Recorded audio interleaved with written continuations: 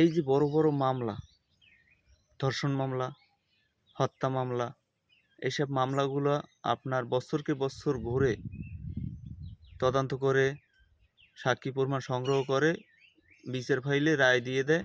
কারো 10 বছর জেল, কারো ফাঁসি, কারো যাবজ্জীবন কারাদণ্ড।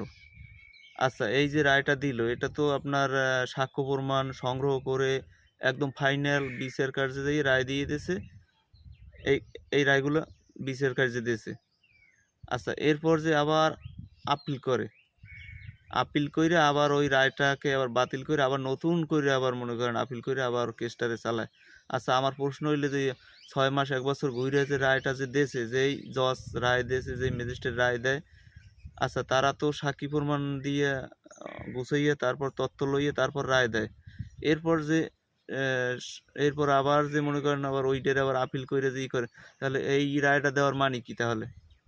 তো এবারেরা যে রায় দিয়েছে এরা কাগজপাতি দেখে দেয় না, সাক্ষ্য প্রমাণ লইয়ে দেয় না। আমার মাথায় কোনো কাজ করে না।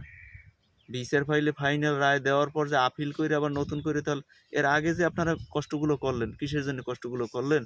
6 মাস 1 বছর আজিরে দিলেন, পুলিশে কষ্ট করলে, সবাই কষ্ট করে ফাইনাল রায়তে চলে গেলে এরপর রায় হয়েছে তো এই পর্যন্ত শেষ, এখানে খতম। এরপর আপনারা যার রায় দিয়েছেন তার যাবজ্জীবন হয়ে যাবে, যাবজ্জীবন রায়। যার আপনার 10 বছর দিয়েছেন তার 10 বছর কারাদণ্ড হবে। এরপর আপিলের কি প্রয়োজন? আর আপিল যদি থাকে তাহলে আগেই রায়ের কি প্রয়োজন ছিল?